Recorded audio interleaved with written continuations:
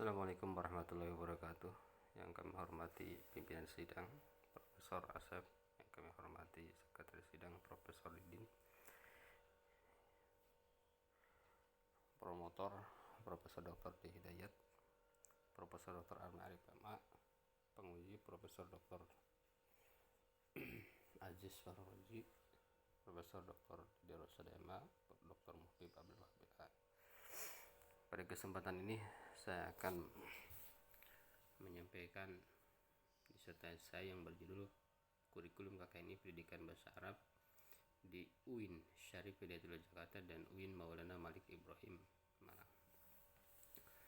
Penelitian ini dilatar belakangi oleh bahwa adanya KKNI itu lahir karena adanya kesepakatan mengenai masyarakat ekonomi Asia, di mana ada perdagangan bebas antar negara-negara di ASEAN, sehingga manusia atau sumber daya manusia Indonesia itu harus terstandar dalam kompetensi, dalam kemampuannya, dalam kualitasnya.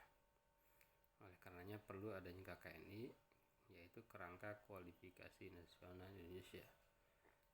KKNI adalah penjenjangan yang menyetarakan, menyandingkan, dan mengintegrasikan antara pendidikan, pelatihan, dan keterampilan kerja. Yang kedua, tahun 2016 Asosiasi Prodi PBA membuat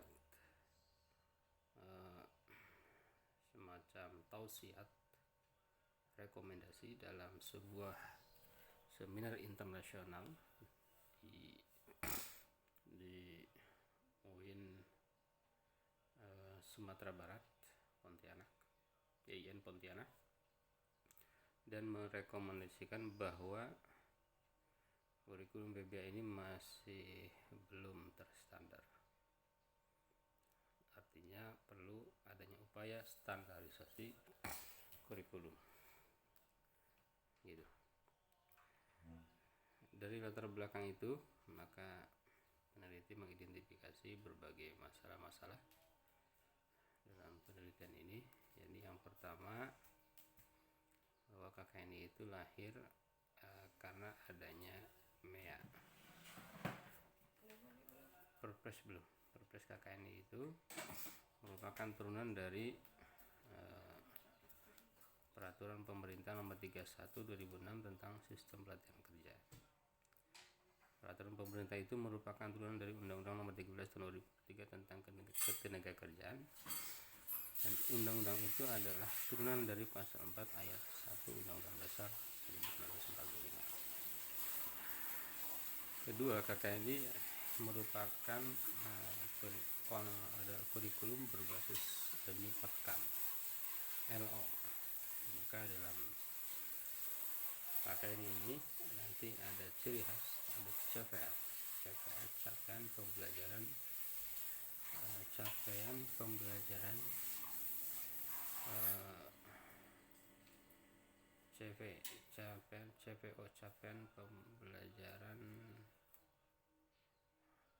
lulusan. Jadi ada CPL, capaian pembelajaran lulusan. Ini ada CP Prodi. Yang kedua, sebagian kalangan mengatakan bahwa KKNI itu hanya paradigem. Jadi ketika KKNI, maka tidak harus merubah berbagai format yang ada.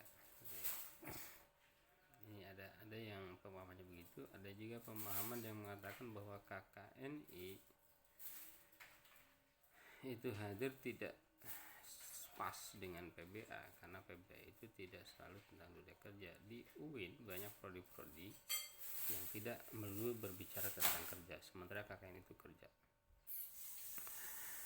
Permasalahan masalahnya adalah bagaimana melihat pengembangan kurikulum KKNI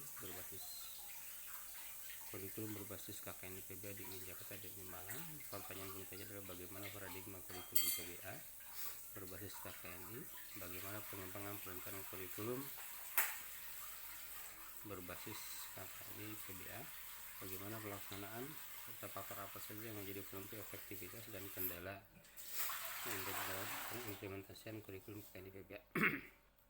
Tujuan penelitiannya adalah mengembangkan teori kurikulum masa depan dan berbasis global dengan rincian, menjelaskan paradigma kurikulum PBA KKN, menganalisis dan menemukan model pengembangan kurikulum plan, menganalisis dan mengevaluasi bagaimana pelaksanaan kurikulum dan hasil perubahan ke arah yang lebih baik.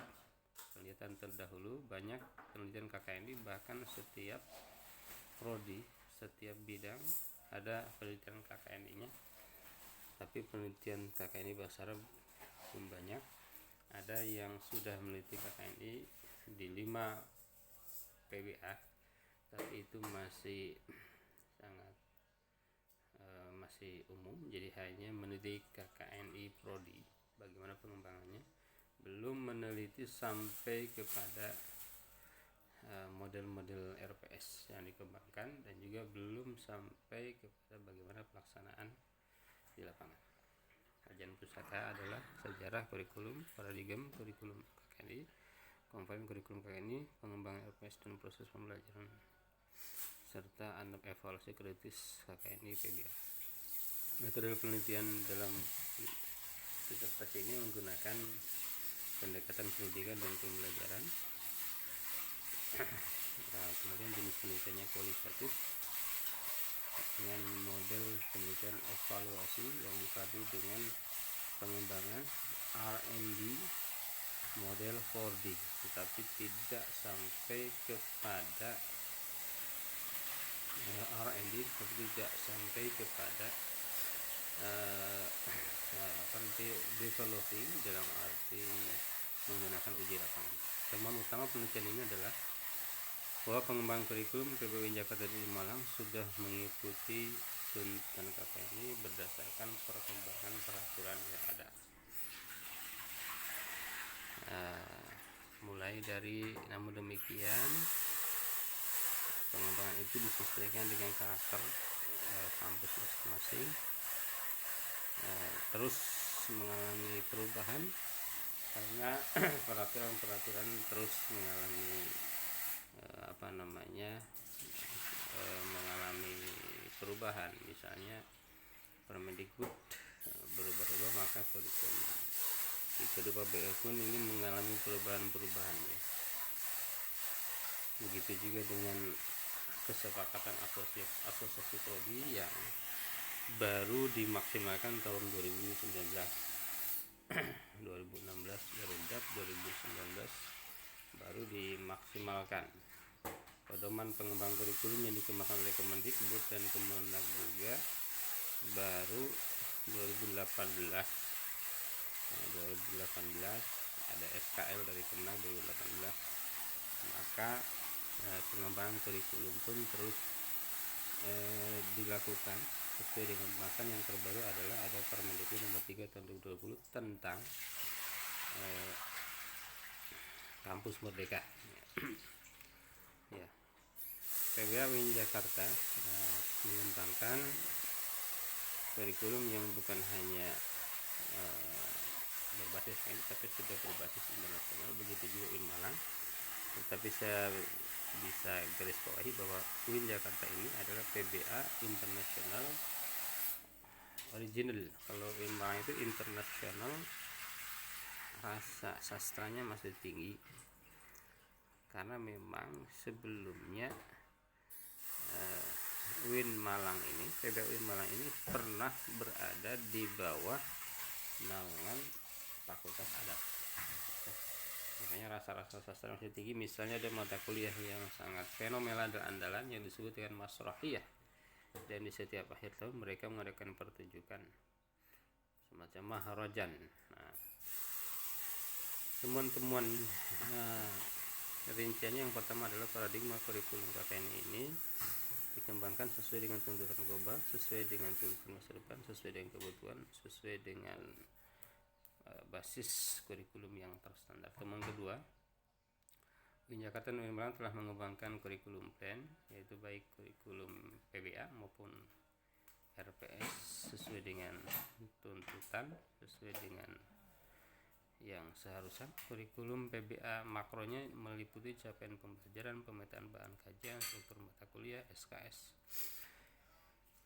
dan sebarangnya. Struktur capaian pembelajaran yang dikembangkan oleh kedua memang harus direview kembali apakah sudah ada keseimbangan di antara mata kuliah ya.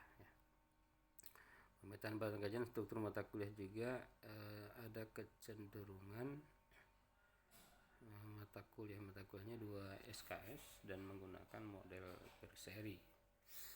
Model berseri di UIN Malang ini ada mata kuliah universitas yang cukup menyita sebanyak 12 SKS bahasa Arab Maharoh. Di UIN Jakarta mata kuliah Maharoh ini sudah dilebur ke dalam mata kuliah khas PBA, jadi lebih fokus. Kemudian di UIN Malang pada semester 7 mahasiswa diarahkan untuk meminati salah satu dari 4 peminatan sebagai mata kuliah pilihan, sementara di UIN Jakarta mata kuliah pilihan itu diminati oleh seluruh, jadi seluruhnya sama. Jadi UIN Jakarta mata kuliah kependidikan itu diampu umumnya oleh dosen PBA, sehingga pengembangannya sudah PBA ya. PBA sebenarnya di UIN Malang mata kuliah pendidikan itu murni diampu oleh dosen non PBA sehingga sangat umum. Kemudian mengenai RPS di UIN Jakarta dan UIN Malang ini, RPS-nya dikembangkan terus-menerus yang mengikuti perkembangan. Seperti di PUIN Jakarta dikembangkan tahun 2014 dalam bentuk silabus SAP, kemudian dikembangkan lagi 2020 dalam bentuk RPS. Di UIN Malang 2014 dalam bentuk silabus dan SAP. Di PBA 2016 sudah dikembangkan kembali dalam bentuk RPS. Namun baik UIN Jakarta maupun PBA belum memasukkan capaian pembelajaran yang dibebankan ke prodi. Jadi belum ada nyambung antara RPS dengan dengan kurikulum PBA secara umum.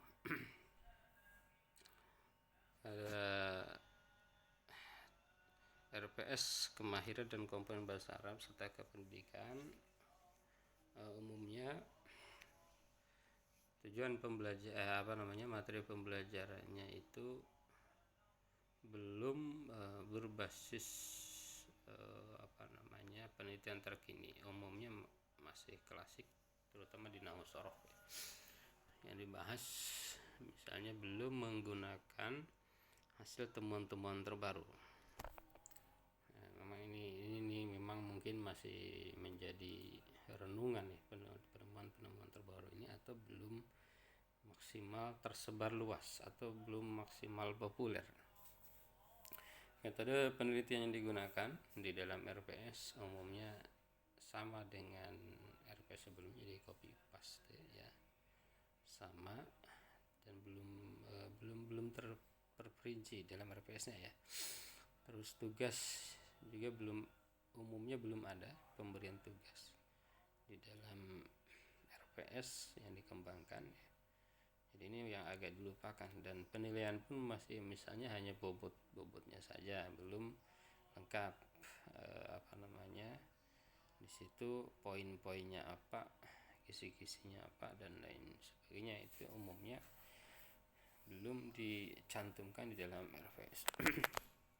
Temuan ketiga, di dalam hal pembelajaran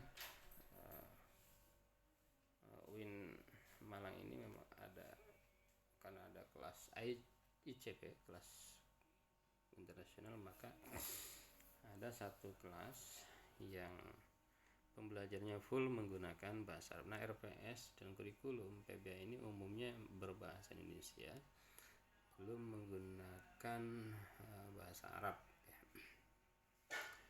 Nah, di kelas SMP ini menggunakan bahasa Arab dan Inggris, dan mahasiswanya hanya maksimal 25.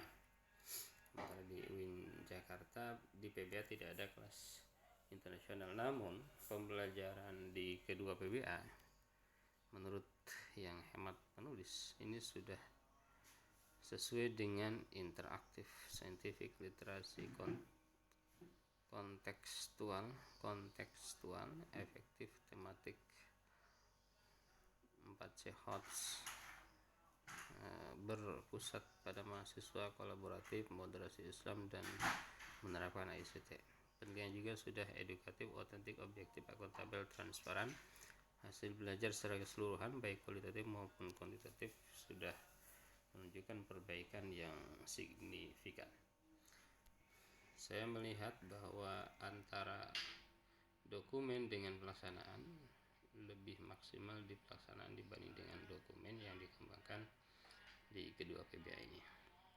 Kesimpulan penelitian ini adalah semakin sesuai dengan kebutuhan masa depan, rekonstruksi sosial dan berbasis global, maka kurikulum semakin ideal dengan tetap menyesuaikan kebutuhan serta situasi dan kondisi lokal dan nasional.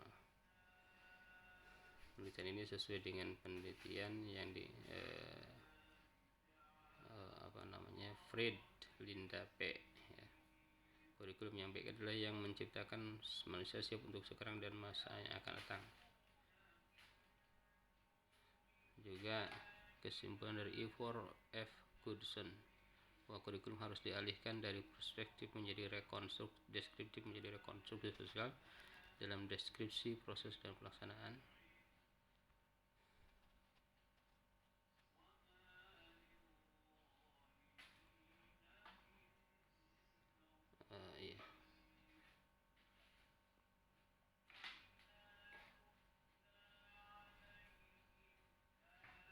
Ini